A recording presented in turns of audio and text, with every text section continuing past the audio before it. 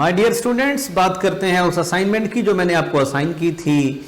मेरी तरफ से एप्रिसिएशन उन अच्छे स्टूडेंट्स के लिए जिन्होंने इसको प्रॉपर टाइम में सॉल्व किया और फुल मार्क्स लिए, और वो स्टूडेंट्स जिन्होंने इसको सॉल्व नहीं किया वो इस वीडियो को अभी ना देखें और पहले वो काम अपना ख़त्म करें। याद रखिए, जब जो आपको असाइनमेंट असाइन की जाती है पहले आप उसको किया करें और काम साथ साथ करेंगे तो ज़रूर फ़ायदा होगा इंशाल्लाह ताला।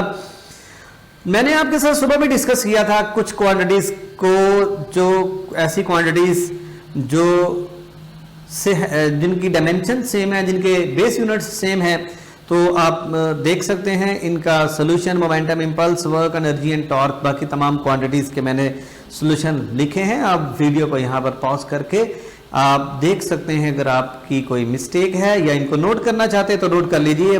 हम आगे बढ़ते हैं। एक इसी टाइप का क्वेश्चन आप ज़रा सॉल्व कीजिए। ये उससे थोड़ा सा ऊपर वाले लेवल का है जो मैं आपके साथ पहले भी डिस्कस कर चुका था। जैसे मैंने बताया था S is equal to VIT plus half AT square. मेरे से आप एक बच्चे ने इसका यूनिट पूछा, तो बेटे इसका यूनिट बगैर सॉल्व करने के मीटर है, क्योंकि इसका भी मीटर है।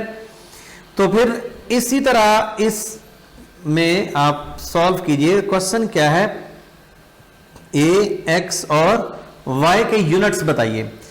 चलें, P is equal to AT plus X over T plus Y। You know इसका है kg मीटर पर सेकेंड, और AT इस पूरे का भी क्या होगा, AT का होगा kg मीटर पर सेकेंड, और T को उस तरफ ले जाएं तो आ जाएगा kg मीटर पर सेकेंड के नीचे भी सेकेंड, तो ये S ऊपर जाकर S-2 हो जाएगा।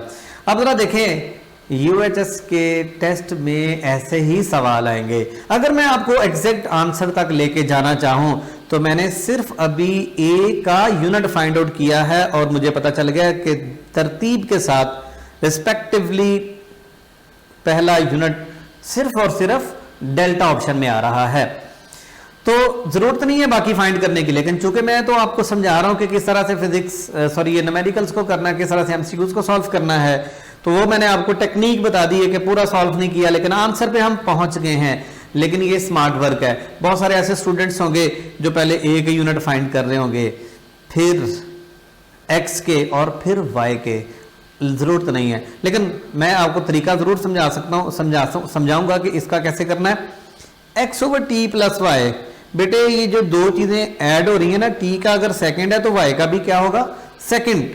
तो ओवरऑल आंसर ये नीचे सेकेंड है तो ऊपर क्या बच गया, kg metre per second, sorry ऊपर।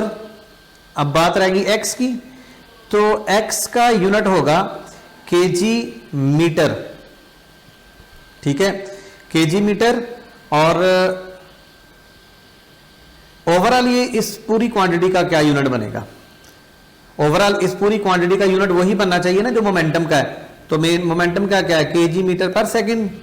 तो अकेले Y का यूनिट सेकेंड है, इन दोनों को प्लस करेंगे, रहना तो S ही है, ये प्लस करने से 2 टाइम नहीं होंगे। ओके, तो ऊपर क्या होगा kg मीटर और नीचे होगा सेकेंड, तो तभी ये मोमेंटम के इक्वल होगा। Next, precision and accuracy. आज का टॉपिक बहुत ज्यादा इंपॉर्टेंट है, क्योंकि प्रिसीजन और एक्यूरेसी आपने एफएससी में कोई अच्छे तरीके से नहीं की थी। So what is precision and what is accuracy. Precision की डेफिनेशन पढ़ लीजिए। प्रिसीजन की डेफिनेशन हमारी बुक में भी दी हुई है। प्रिसीजन, व्हाट इज प्रिसीजन, एक बात समझ लीजिए कि प्रिसीजन और एक्यूरेसी का आपस में कोई कनेक्शन नहीं है। ओके, देखने में सुनने में ऐसे लगता है कि प्रिसीजन और एक्यूरेसी शायद दो ही चीजों का एक नाम हो, तो आप पहले कंफ्यूजन दूर कर लीजिए। प्रिसीजन और एक्यूरेसी दो अलग अलग चीजें हैं। So what is precision. Precision का ताल्लुक होता है इंस्ट्रूमेंट के साथ, उस इक्विपमेंट के साथ, जैसे वर्नियर कैलिपर है, स्क्रू गेज है, स्केल है, जिसके साथ आप मेजरमेंट ले रहे हैं।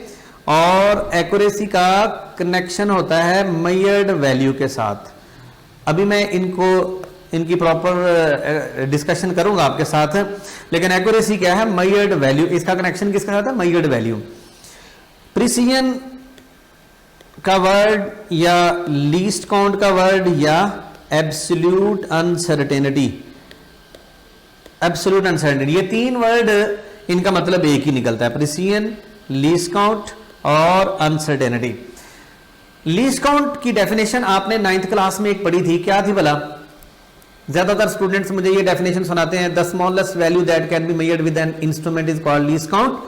तो लीस्ट काउंट की एक और डेफिनेशन भी है, किसी हर दुनिया में जितने भी इंस्ट्रूमेंट आज तक आए हैं, कोई भी किसी भी चीज की मेजरमेंट के लिए, उनमें किसी ना किसी लेवल तक डाउट होता है, और दुनिया में कोई भी ऐसा इंस्ट्रूमेंट नहीं है जो 100% सर्टन हो, कुछ ना कुछ लेवल की अनसर्टेनिटी होती है। तो लेंथ मेजरिंग इंस्ट्रूमेंट में स्केल से ज्यादा सर्टन है वो वर्नियर से ज्यादा स्क्रू गेज, और स्क्रू गेज से ज्यादा माइकलसन इंटरफेरोमीटर, जिसका लीस्ट काउंट सबसे छोटा है। तो लीस्ट काउंट जितना छोटा होगा उतना अनसर्टेन, तो लीस्ट काउंट एक्चुअली अनसर्टेनिटी का दूसरा नाम है। लीस्ट काउंट एक्चुअली अनसर्टेनिटी है। तो maximum uncertainty in an instrument is called least count, ये दूसरी डेफिनेशन है, मैक्सिमम अनसर्टेनिटी। तो अनसर्टेनिटी जितनी ज्यादा होगी किसी इंस्ट्रूमेंट में, उतनी गैर यकीनी सूरत हाल पैदा होगी। जितनी गैर यकीनी सूरत हाल पैदा होगी उतना हम कहेंगे ये इंस्ट्रूमेंट लेस प्रीसाइज है। मैं 3 लीस्ट काउंट लिख रहा हूं आपके सामने, एक है 0.1, 0.01, 0.001 सेंटीमीटर। तो इनमें से सबसे छोटा लीस्ट काउंट ये है। तो जितना छोटा लीस्ट काउंट होगा उतना ज्यादा वो प्रीसाइज होगा, उतना ज्यादा वो प्रीसाइज समझा जाएगा। तो अनसर्टेनिटी जितनी कम होगी उतना ज्यादा वो प्रीसाइज होगा। लेकिन ये हर इंस्ट्रूमेंट का अपना अपना लीस्ट काउंट होता है, यानी आपको सिर्फ इंस्ट्रूमेंट बताया जाए तो आप फौरी फैसला कर सकते हैं कि कौन सा इंस्ट्रूमेंट ज्यादा प्रीसाइज है। तो प्रिसीजन या प्रीसाइज का फैसला इंतहाई आसान है। मैं अगर आपसे कहूं बेटे आपके पास 2 स्टॉपवॉच हैं, एक स्टॉपवॉच है एनालॉग और एक है डिजिटल। एनालॉग का है 0.1 सेकेंड लीस्ट काउंट और डिजिटल का है 0.01, विच इज मोर प्रीसाइज। फौरन आपका फैसला होगा जिसका लीस्ट काउंट स्मॉलर है, 0.01 सेकेंड। इसी तरह फिजिकल बैलेंस है, उसका है 1 ग्राम या 0.1 ग्राम चलें, उसका 1 ग्राम उसका लीस्ट काउंट है। एक और हमारे पास इंस्ट्रूमेंट है डिजिटल बैलेंस, उसका 0.1 ग्राम है। तो 1 ग्राम बड़ा है या 0.1? 1 ग्राम बड़ा है। छोटी वैल्यू 0.1 है, जो छोटी वैल्यू होगी वो उतना ज्यादा प्रीसाइज इंस्ट्रूमेंट होगा। तो इंस्ट्रूमेंट की प्रिसीजन के बारे में फैसला हमने किसकी बेस पे करना है? लीस्ट काउंट की। तो इंस्ट्रूमेंट का ताल्लुक, लीस्ट काउंट का ताल्लुक प्रिसीजन के साथ होता है। एक्यूरेसी क्या है? एक्यूरेसी का ताल्लुक मेजर्ड वैल्यू के साथ होता है। तो precision is determined the least count, accuracy is concerned with percentage uncertainty या फ्रैक्शनल अनसर्टेनिटी। तो परसेंटेज अनसर्टेनिटी का फार्मूला होता है least count over measured value into 100। Least count MV stands for measured value. तो परसेंटेज अनसर्टेनिटी का formula है least count over measured value into 100।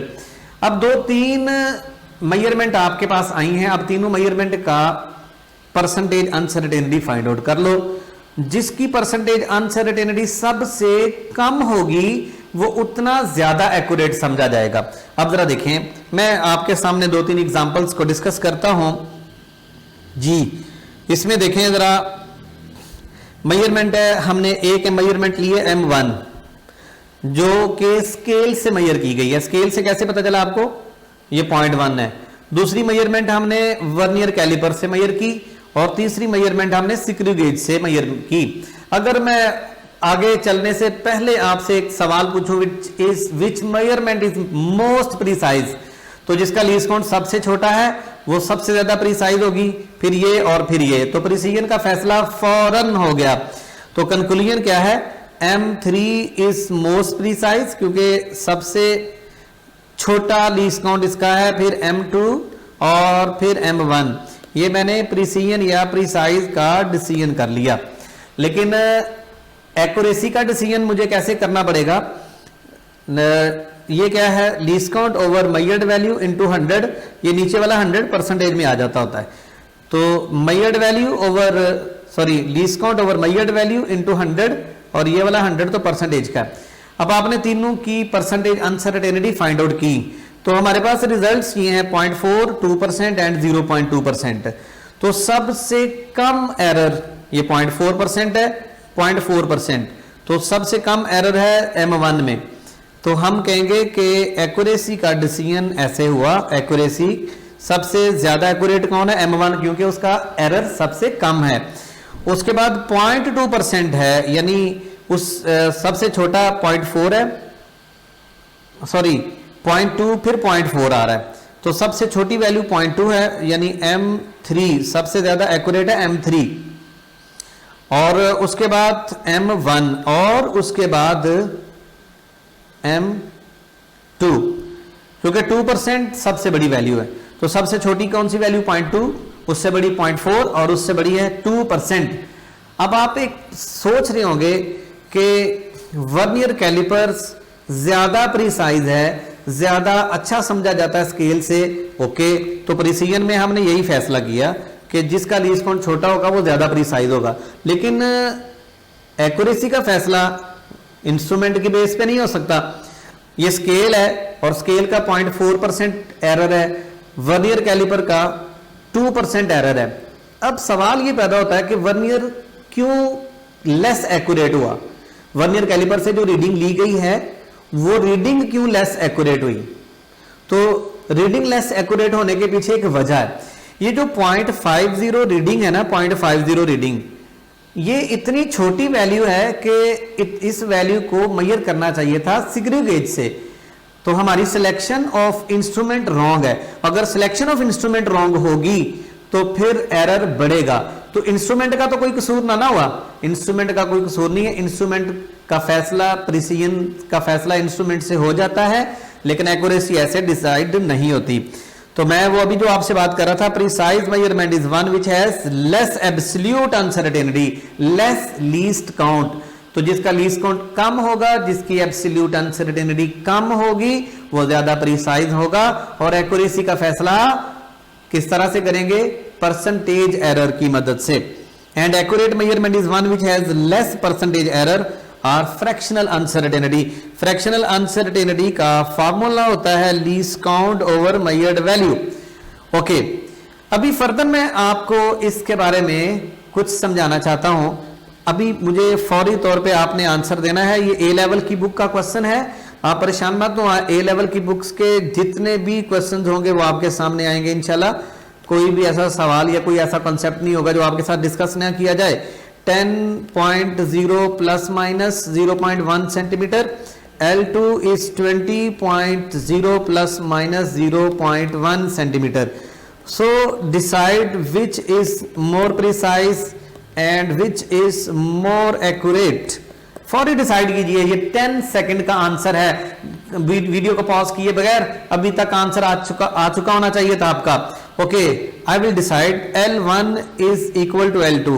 L1 और L2 दोनों इक्वल प्रीसाइज हैं, क्योंकि लीस्ट काउंट को देख के फैसला हो गया कि कौन सी ज्यादा प्रीसाइज है, कौन सी कम प्रीसाइज है। जब लीस्ट काउंट एक जैसा है तो एक जैसी प्रीसाइज होगी। आप सोच रहे होंगे फिर एक्यूरेट भी एक जैसी होंगी। नो, एक्यूरेसी का डिसीजन होगा 0.1 ओवर 10.0। मैं वैसे अभी डिसीजन दे दूं, L1 L2 is more accurate as compared to L1। आप कैसे सोचेंगे, मैंने कैसे फैसला किया? याद रखिए, जिस क्वांटिटी का डिनोमिनेटर बड़ा होगा उसका आंसर स्मॉल आएगा। तो 0.1 ओवर 10 इंटू 100 आंसर ढूंढने की जरूरत नहीं है। 0.1 ओवर 20.0 इंटू 100